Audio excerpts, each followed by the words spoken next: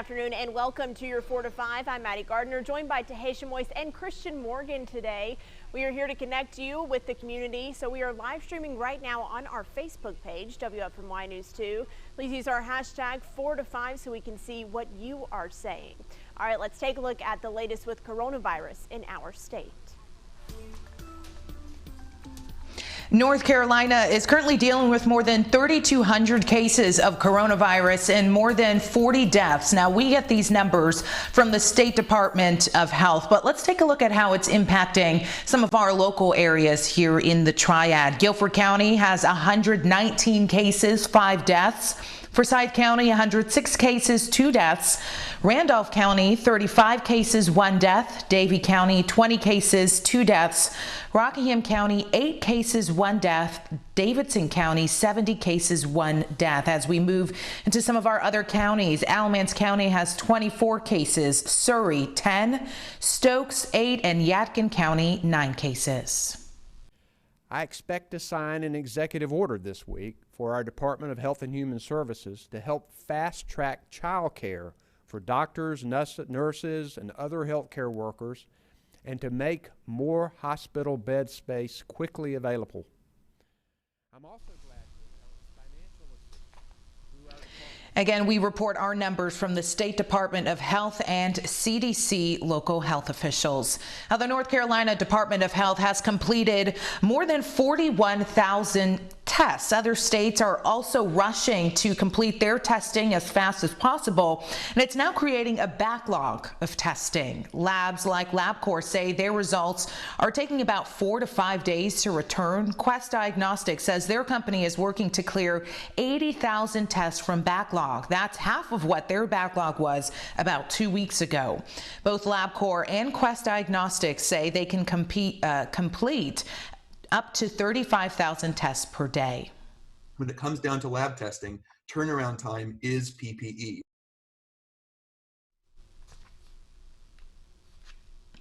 The COVID tracking project collects all backlog data by state. Well, a Greensboro man who is now living in Seattle has a message for the Triad: stay home. He's witnessed the devastation from coronavirus in a city that was hit first and hit hard. WFMY News 2's Jess Winters joins us live now with his story. Jess? Kuradish farmer calls Seattle the ground zero for coronavirus in America. He lived in Greensboro his whole entire life before moving to Seattle about 10 years ago. He's been hunkered down in his home for more than a month now, trying to abide by the stay-at-home and the shelter-in-place orders. But finally now, he's saying things are looking up for Seattle as new University of Washington models suggest that the state already reached its peak. Now his worry has shifted to his Triad hometown, again Greensboro, as we have yet to see the peak of this virus. His mother still lives in Greensboro. Doctors say she's in that age range that is most susceptible, and she also has underlying medical conditions. And people really taking this as it's a joke. It's not a joke. If you want to play with your life, that's fine, but other people you need to be concerned about, because this is real. Farmer has lost all 3 of his jobs since the pandemic, and he says he has hardly left his home, but still his concern lies here with his family in the Triad. So he has this following message to share with anyone who thinks that they're invincible. It's a pretty big deal up here, and it's scary. So folks, back in the Triad and across the globe, hey, stay at home, stay safe. Your family needs you, because we can get through this if we stay away from one another. Folks, health officials say we're in for a tough 2 weeks. In fact, we're in the middle of it right now. We talked to an infectious disease expert at Wake Forest Baptist just yesterday, and he said that we're likely to see a stop in spikes in the Triad toward the end of April. Jess, thank you. Now let's get to your 4 to 5 roundup this afternoon. Parents, if your child needs to go to the emergency room at Wake Forest Baptist Health's Brenner's Children's Hospital, you'll need to take them to a different location. The hospital relocated the children's emergency department to a newly renovated area of the adult emergency department. Kids will still be evaluated and treated by pediatric professionals at this new site. The department was relocated so they could open a temporary respiratory care unit to evaluate patients with severe symptoms from COVID-19. Both adults and kids with less severe respiratory symptoms are being seen in assessment tents in front of the emergency room. Wake Forest Baptist Health has 10 of those tents across the region to treat patients. They are not COVID-19 testing sites. Campaign 2020 goes on amid the coronavirus. Today, Wisconsin will vote in primary elections, even though the state is under a stay-at-home order. Voters will still go to the polls to vote in person. Now, there was a legal battle that went all the way to the Supreme Court about absentee ballots, and the decision, those ballots have to be in the mail today. Results, though, they will not be announced until next week. New from the campaign trail, civil rights activist in Georgia, Representative John Lewis is backing Joe Biden for president. He officially endorsed the former VP. Lewis is battling pancreatic cancer, but he said he'd travel around America for Biden if social distancing guidelines eased amid the pandemic. And a person died this morning in Trinity. Another person has serious injuries after a house fire at a mobile home. We're told it happened at a mobile home park on Old Mountain Road around 5 o'clock this morning. The investigation is still in the early stages. Weather-wise, for the most part, it's been a dry day. However, over the last hour, we've been tracking some storms that have popped up over the Triad. We first saw them right around the Forsyth County line. They were popping up. They did have the potential for some strong wind gust or even some small hail, although we haven't had many reports of that. They have started to weaken, though, and if you live in Greensboro, you know that storm came over pretty quick, and we got quite a bit of good rain, too, from that as well. Right now, those storms have moved off to the east, really starting to exit Alamance County, moving over into Orange County. Check out the temperatures, and you can really tell where it's rained. We actually went from 81 down to 66 degrees with that storm passing our area here in Greensboro, but temperatures have recovered a little bit into the 70s. Tonight, under partly cloudy skies, we'll be down in the upper 50s. It'll be a mild night. Your Wednesday going to start out pretty much a carbon copy of today. Cool in the morning with lots of sunshine, although in the afternoon we will have to watch for a few pop-up showers and a few pop-up storms that could become strong. Your full 7-day forecast coming up in just a few minutes. So every day we tell you about the number of positive coronavirus cases in the area. And sadly, we are reporting the number of deaths as well. But what about how many people have recovered from the virus? Well, using the Johns Hopkins interactive map, you can see here globally nearly 30,000 people have recovered. That's over here, this green number in the far right column. Now, in the United States alone, almost 20,000 people have recovered. And you can scroll through the map and see how many people have recovered in each country. In the Triad, we report recovered cases as long as local health officials tell us those numbers. Davidson County is reporting 32 people have recovered after 71 positive cases. And Forsyth County says 53 people have recovered from 106 cases. Over in Rockingham County, health officials report 2 people have recovered out of 7 cases. You know, Tasia, I think reporting the number of recovered patients really does give us some hope that we can battle this virus.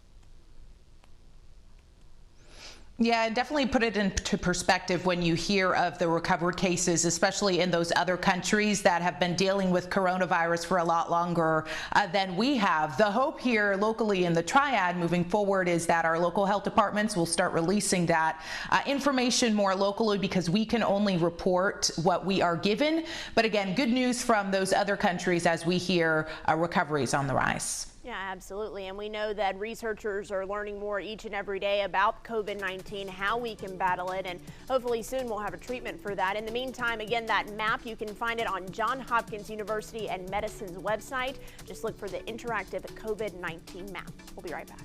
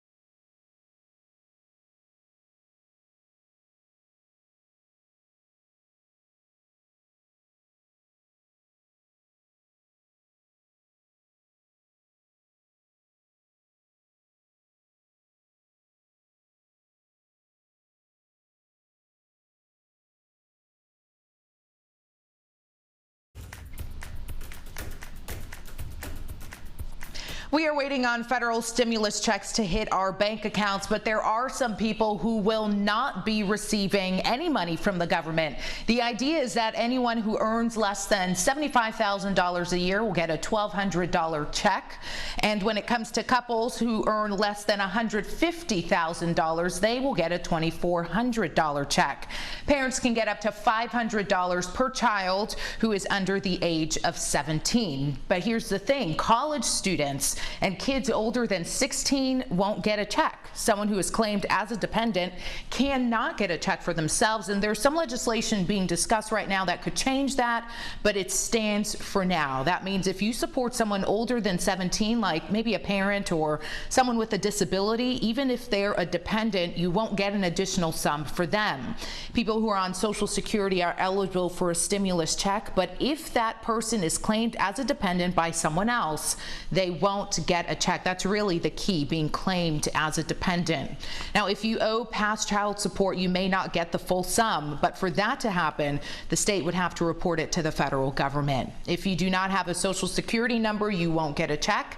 That is, unless you have a spouse in the armed forces. Only one of you needs to have a Social Security number for payment in that case. And finally, if your baby was born this year, 2020, you won't get any more for them because the child payment is based on your 2019 taxes, but you will likely get a $500 credit next year. Some good information there. Thank you, Tahisha. Well, you may have heard a rumor or wondered if you'll have to pay taxes on that stimulus check, because why would the government just give most of us free money? Well, our Verified team confirms that yes, the stimulus check you get will be an advance credit on your 2020 taxes. Viewer Lindy Horowitz sent us this question. Quote, is the stimulus check in advance for taxes 2020? We've also received a number of emails wondering if you have to pay taxes on the stimulus checks. So that's what we're verifying. Are the stimulus checks an advance of credit for 2020 taxes, and do you have to pay taxes on them? Our sources are the CARES Act itself and the IRS and U.S. Department of Treasury, along with documentation from Senator Dianne Feinstein. So quick recap. The CARES Act, which passed in late March, includes stimulus money for multiple businesses and a large chunk to help American taxpayers. The bill uses your 2018 or 2019 tax returns to determine if you qualify for a payment based on your income. It basically boils down to this. Adults who filed taxes get $1,200 each, and their qualifying children get $500. If your adjusted gross income is over $75,000 individually, or $150,000 for joint filings, the amount of that credit decreases up until $99,000 for an individual and $198,000 for a joint filing. Past that, no checks.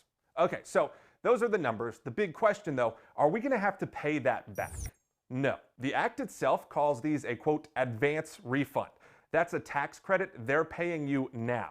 This credit will come into play when you file your taxes in 2020. If you're eligible for a refund based on your tax return, the stimulus credit you received would be deducted from that amount. If your refund is less than the credit or you owe money, you won't be required to pay that back.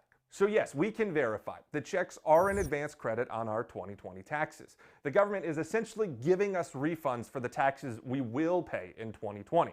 And since it's money from our taxes, you don't have to pay it back. The government's providing an early refund here. Senator Feinstein's office also confirmed that since it's a tax credit, we don't pay additional taxes on the money. If you've got more questions like this, send us an email. With your Verify, I'm Jason Puckett. Now, as with anything involving the government and the government giving you money, there are going to be scammers out there that are trying to get that money from you. So here's what you need to know. The IRS will not be contacting you directly to get your personal information and to confirm your personal information. If they have your banking information from previous tax refunds, they will direct deposit your check. If they don't, they'll mail it. You also won't be asked to pay a fee to get your check. Do not respond to any calls, texts, or emails regarding the stimulus check. Those are scams. Delete any of those and do not click on any links. Keep your personal information just that, personal. Keep chatting with us in the chat section of the 4 to 5 live stream on the WFMY News 2 Facebook page. We're going to a break. We'll be right back.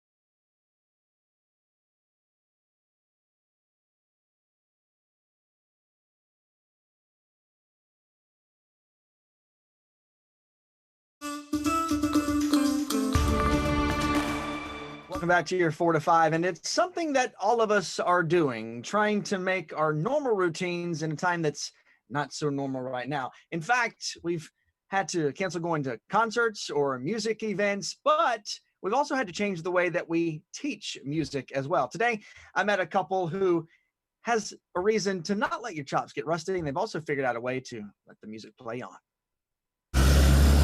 Just like the Doobie Brothers said, listen to the music. Everything we've been used to has changed, but that doesn't mean it's been canceled. So you remember we talked about that tempo. What is tempo? We're finding innovative ways to make life roll on with some sense of normality. We sent out a mass email to our parents to see if they would be interested in switching over their lessons to the Zoom platform. And surprisingly, we had a great response with the parents and the students that were interested in. That's exactly what Robert and Janae Gerald have done with Teach Me How Studio. You know, when everything stopped abruptly, it was like, what do we do? Are we allowed to do? And then it was like, okay, we can do, I've already been doing it, so how do I do it on a bigger level? Right. What used to be in-person piano lessons have now transitioned to virtual piano lessons on Zoom. Do you miss coming into the studio? Yeah. Yeah. We miss seeing you in person. And while it's new and challenging, they're actually seeing the brighter side. In fact, they see it as an opportunity to reach out beyond the Triad. You know, for people who may not have the means to even come to the actual location, this is an opportunity to reach out to them. And there's good news for people like me, drummers. Is there any hope for me? Could I learn via Zoom? Oh yeah, like I said, I have adults here, and I have 5-year-olds here, so I know you can do it too. So there we go. That was fun. I enjoyed talking to them. They've really got such a good handle on it, and it kind of seems like they picked up this Zoom thing, Maddie, without any problem at all. Yeah, I mean, when the situation calls for it, we adapt, right? And I love how they had the different camera shots so we could see what they were doing on the keys, and then back with the student. That was really nifty, and it feels like a sense of normalcy, right, for all of the students who are missing out on those piano lessons as well. Yeah, and it does. And they said, you know, surprisingly, they've actually been able to retain most of their students. I asked them, I said, you know, has this been really challenging to hold on to, you know, your students or your client base? And they said, not really. They said the parents, the students were all kind of really all in on taking it to this virtual new normal for a while. That's awesome. You know, I am sure, positive that they could teach you a lot more than I could on the piano, but I do know Jingle Bells. So just call me up on Zoom later, Christian. We'll figure it out. I'll call you at Christmas time. Okay. Okay. We'll be right back.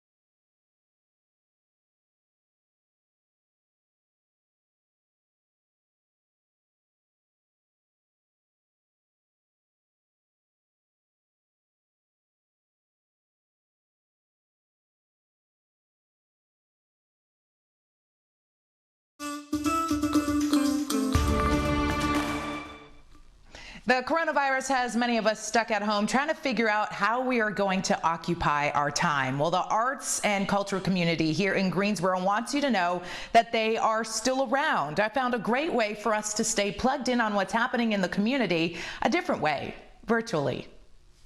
Ryan Deal with Creative Greensboro is on a mission to keep arts and culture thriving, even though coronavirus is keeping us at home. We want to make sure that our community knows that the arts and culture community is still here for them, albeit in different ways. Many organizations turn to digital platforms to get their work out there and stay relevant. We recognize that there was not a consolidated resource to help connect the community to all of these programs that are occurring. So Creative Greensboro and Arts Greensboro partnered to create the Greensboro at-Home Arts and Creativity Guide. It's a digest of events, programs, and experiences happening online from Greensboro artists and art organizations. You can follow along with a concert that is being produced by Triad Stage with local musicians. There's programs at the Greensboro Science Center. Interact with acids and bases. There's something in the guide for everyone, and most events are free. To access, all you have to do is click the link on the guide. Deal says a new version will be released every weekday until the stay-at-home order is over, because he says arts and culture are needed now more than ever. We believe at Creative Greensboro that arts and culture speak to our time, that they provide us opportunities to reflect, remember, hope, imagine, heal, and they bring us moments of joy and levity. You can find the guide on Creative Greensboro and Arts Greensboro's Facebook pages. So one event I personally am looking forward to is happening with the Carolina Theater Online. They are hosting a virtual mic night. That is on Thursday at 8 o'clock. And I really just wanted to feature this guide because there are so many things happening in the community through your phone, through your computer that you can access, and sometimes you just don't know. Yeah, Tahisha, I love it. A lot of things were canceled, right? But many things were not, and many things have just changed location, maybe virtually. So I hope that this open mic night is still accepting participants, because I feel like you need to sign up. Right, and I did also want to mention that Creative Greensboro, they are wanting more artists to be a part of their guide that they release every day. So if you have a program that you're a part of, artists, creatives, I'm talking to you, all you have to do is head over to creativegreensboro.com, and there's a box there that you can click that says apply and give your information to them that way. It's awesome. The arts are still alive in Greensboro. Thank you so much, Tahisha. More of the Well, if Maddie and Tahisha are going to open mic night, I want to come along also. All right, let's talk about the weather. Weather-wise, it's been pretty much a dry day. We have seen a few showers and some storms across the area this afternoon. Those have really all moved east of us, and those heavy showers and storms that we were watching have really just pushed over to the east, already out of Alamance County. You can really tell where it's rained, though. Some cooler spots on the temperature map. In fact, we went from 81 down to 66 in Greensboro, but of course, with some sunshine still out there, we have recovered. Under partly cloudy skies tonight, it'll be mild in the upper 50s overnight, and then heading into your Wednesday, pretty much a carbon copy of today. We'll start out in the lower 60s, warming up into the low 80s by the afternoon, and we'll watch for a few pop-up showers or storms. That warming trend continues through the middle of the week, but we have a big cool down on the way by the time we get to Friday and Saturday.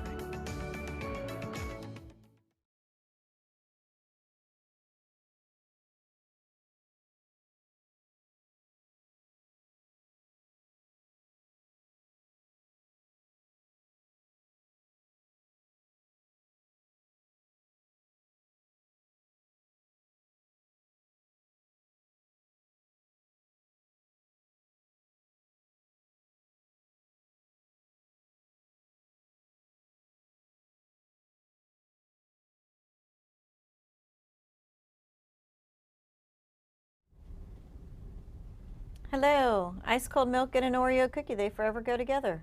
Uh-huh.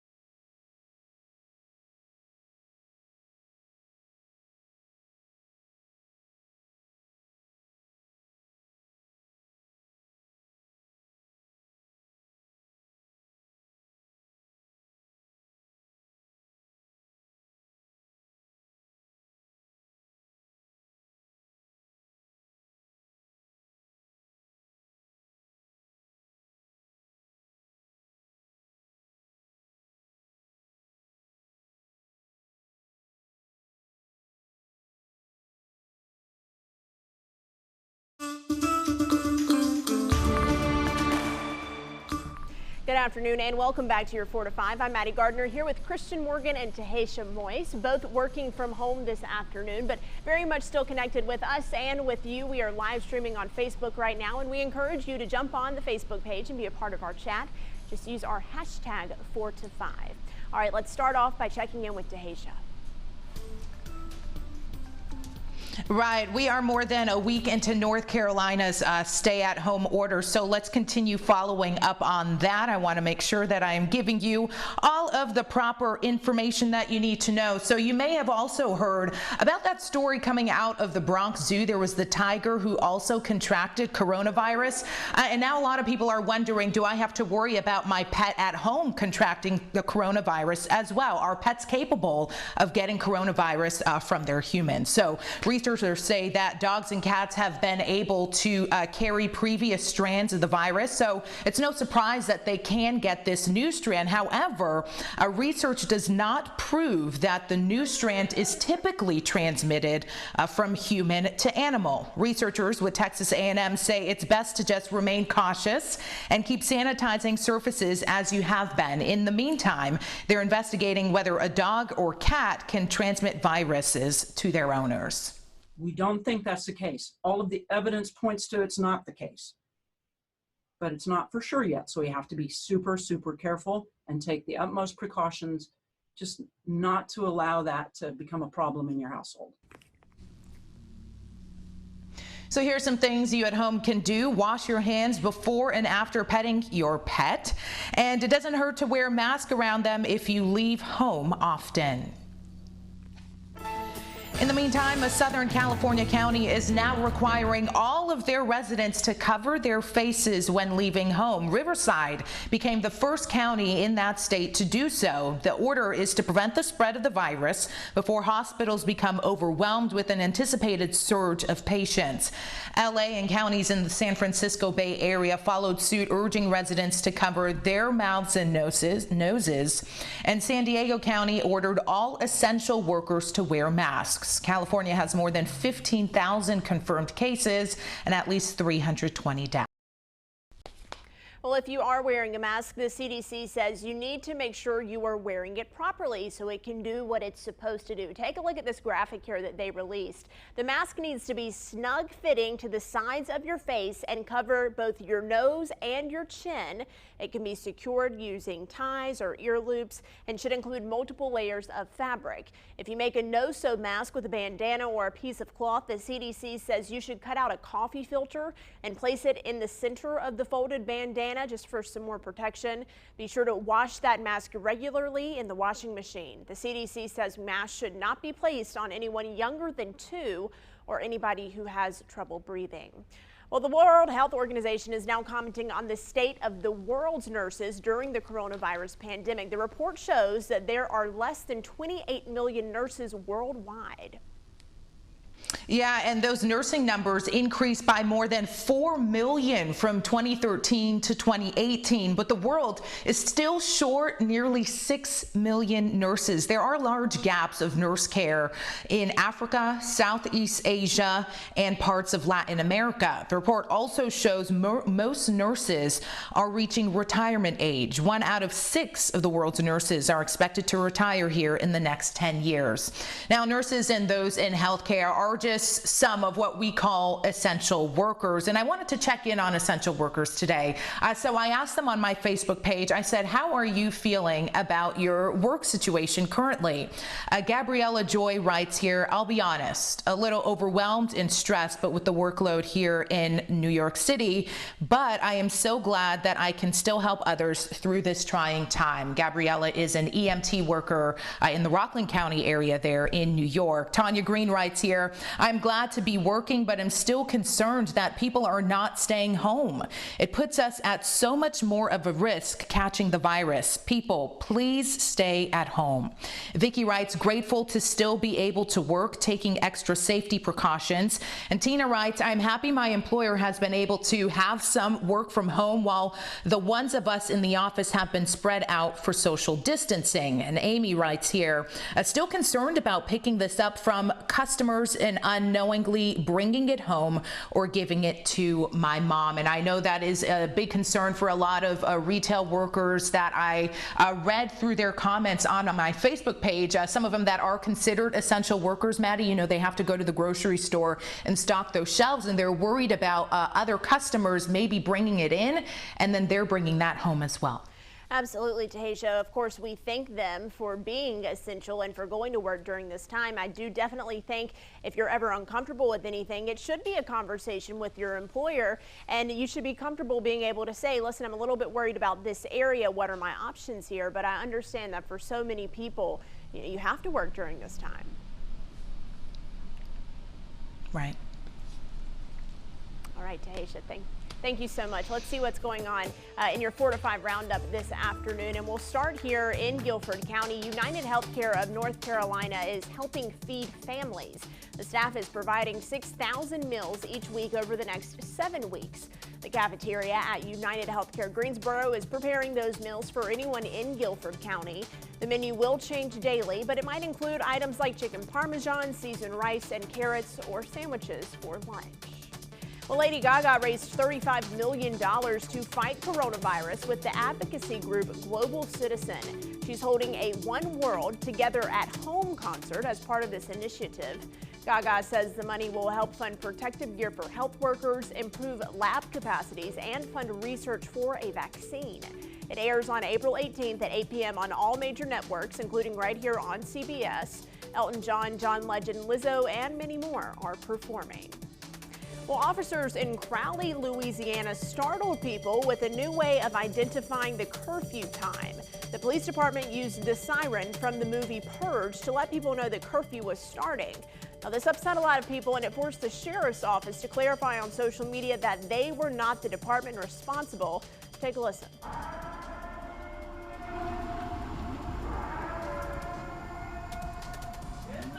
So pretty recognizable for people who have seen that movie. Officers drove around town blaring that noise on loudspeakers. The Crowley Police Department says they did warn people about that siren ahead of time.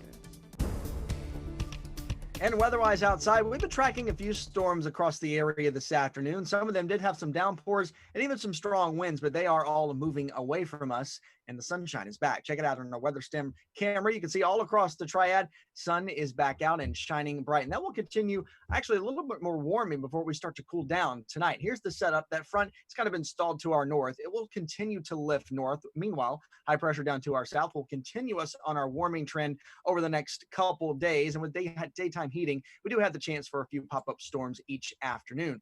But we are in for a big cool down, a big weather change coming as we get late into the week and heading into the weekend. We're in the 70s now. We won't cool off too much overnight. We'll actually be down in the upper 50s for overnight lows. Tomorrow, a mix of sun and clouds, pretty much a carbon copy of today. 84 the high, so a bit warmer, and we'll watch for a few of those pop-up showers and storms tomorrow afternoon, just like today. 2 more warm days and then a big cool down. We are dry Friday and Saturday, back to the 60s too.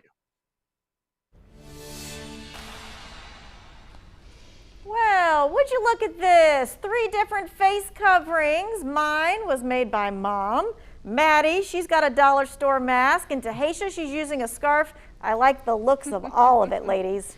Yeah, the whole thing with covering your face, it changed this week. And a lot of people are wondering, do I need to wear a mask or something over my face to be safe? You know, and the answer is you need a mask to keep others safe. The CDC believes that 25% of folks are carrying the coronavirus but don't have symptoms. The facial coverings are to help keep their virus droplets to themselves. Masks or coverings are to help others, not keep you from getting sick. Now, one of your fellow viewers asked, I want to wear gloves when I go to the store or fill up with gas, but I'm running out of them. Can I wash them? Plastic gloves, latex gloves can be reused. They're sort of a hassle, and yes, wash them. If you run out of supply and you want to use gloves, it would be okay to wash them. Okay, and when are we talking like the 20-second wash like we do with hand washing? We throw them in the washing machine. Not the washing machine. You're talking about washing your hands. All right, one more thing to add to the glove thing. Don't use hand sanitizer to wash your gloves.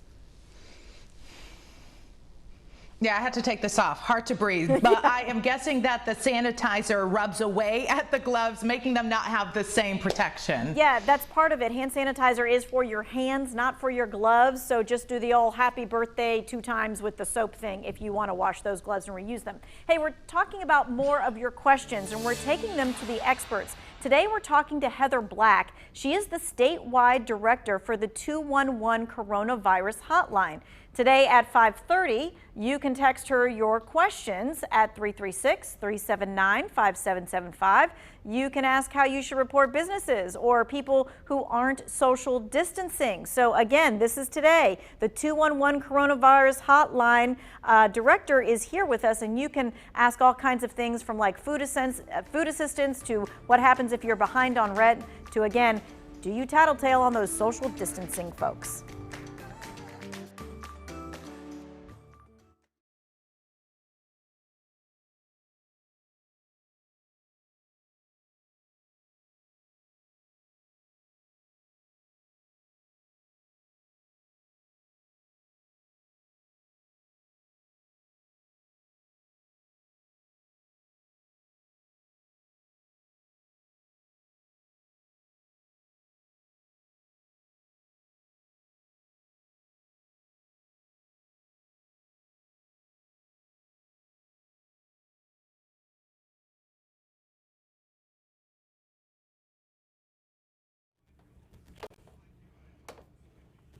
Hi there, 1, 2, 3, 4, 5.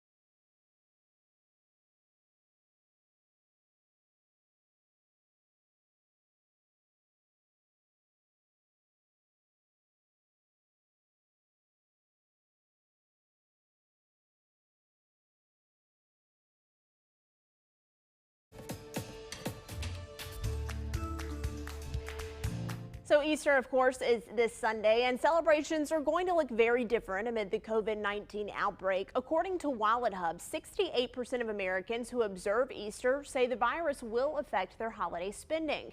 Many of them are skipping out on candy, new outfits, and Easter food.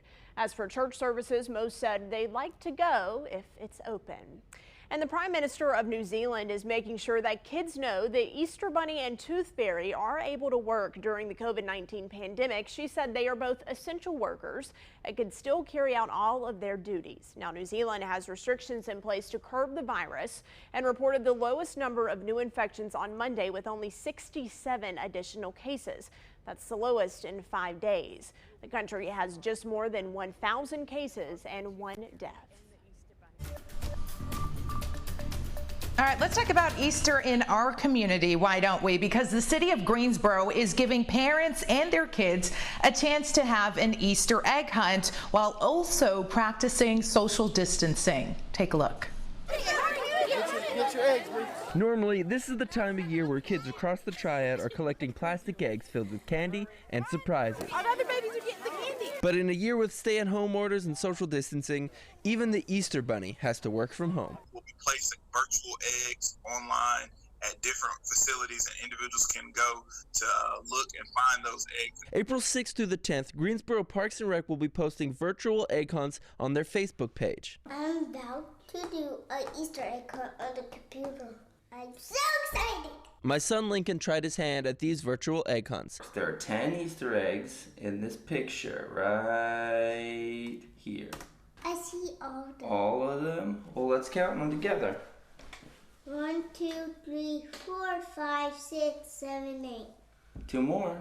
He got off to a hot start, finding the first 9 eggs in about 15 seconds. But for that last one, he needed a closer look. Zoom in. Found it in a tree. 10. That's adorable. I love that they're doing these virtual Easter egg hunts, Tahisha.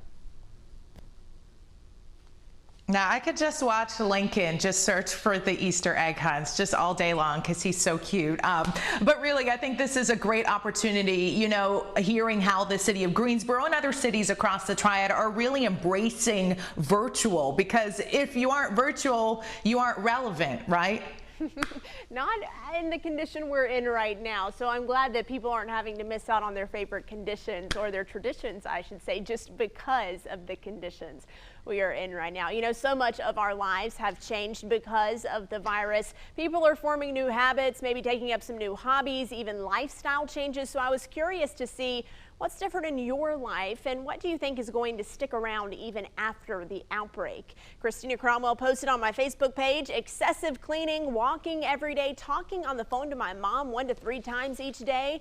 She definitely wants to keep up the walking and talking to her mom. Deborah says she finds herself wiping down everything that enters her house, from the groceries to the packages, what's inside the packages, the mail, even her car keys and her debit card. She says basically anything that has come into contact with others. She goes on to say her local military installation isn't accepting cash. It's only credit and debit cards. She foresees a lot of these lifestyle changes sticking around after this and coming on as a permanent basis. Brittany Wall said she is watching church service online, talking to her godson more on Duo, ordering gadgets for her phone online when she normally goes to the mall. And then she said she's reading her Bible and praying a lot harder now. So a lot of people are talking about, you know, moving those services online and moving conversations and interactions with family and friends online as well. You know, Tahisha, I started FaceTiming my sister in Texas a lot more, and I hope that sticks around after this. Yeah, I've been doing a lot of things virtually, chatting with friends and family, but because I work from home, I noticed that I am more particular about putting things back and washing my dishes while I'm home, because I don't want to see the mess. I can't just close the door and leave for work like I used to. And another thing is I'm sleeping in more because I don't work out in the morning because my gym's closed, and I would rather not be jumping on my neighbor's head, you know, at 5:45 in the morning. So snoozing is good. I'm sure they appreciate that, Tahisha. I'm sure they do. Something that will hopefully change once we can go back to the gym, right? All right, let's check in with Kristen. Yeah, weather-wise, guys, we've been watching a few storms across the area this afternoon, but really, they're all moving away from us now, and the sunshine is coming back. So the radar is much more quiet than it was about an hour ago. Here's the setup. We've had a cold front, It kind of stalled out right along the North Carolina-Virginia border. It's continuing to lift north. Also, at the same time, we've got high pressure down to our south, which will continue our warming trend over the next couple of days. And then heading into the end of the week, we are in for a big change and a big cool down heading into Friday and Saturday. Overnight, partly cloudy. It'll be mild in the upper 50s for overnight lows. Tomorrow, pretty much a carbon copy of today, a bit warmer. We'll say 84 for the afternoon high, and we'll keep our eyes to the sky for a few pop-up showers or pop-up storms that could have some strong or even severe wind gusts in them tomorrow afternoon.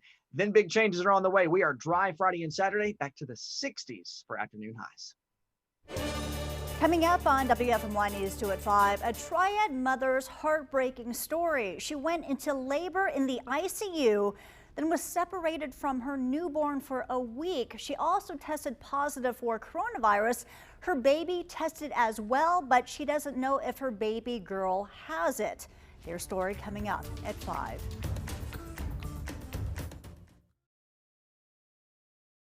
County. He says Mic check. 1, 2, 3, 4, 5, 6, 7, 8, 9, 10.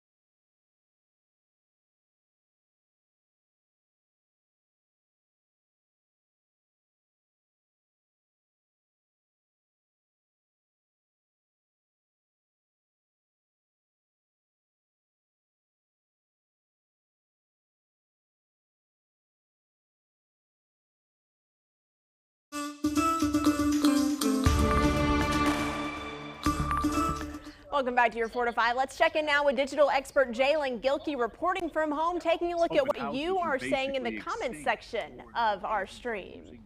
Yes, I am. Good evening to everyone at home on Facebook and watching on television as well. Just want to give a special shout out to a few people that have been engaging in conversation with us throughout the show. We got Mary in Stoneville. We got Kathy in Boonville. We got Donna in Kernersville. We got Scott in Zoo City, and if you don't know, that's Ashboro. And we got a very special hello to Belliser Weddington from Chattanooga, Tennessee. So we appreciate everybody for joining us today. Also, if you have any photos, any video, anything wonderful that's going on right now, if you could post that on Facebook and use the hashtag #JoyToYou to share with us, we'd love to get that out there. We need as many reasons to smile as possible at the moment. Also, guys, I just want to share with y'all that I miss y'all so much. I'm bored at home by myself. I know it's weird not seeing your coworkers even when I come into the station. Far less people here. I'm glad that, you know, we've taken those steps to keep everybody safe. But certainly want to high five you guys this way through the boxes there. All right, keep chatting on our Facebook stream. We'll be right back.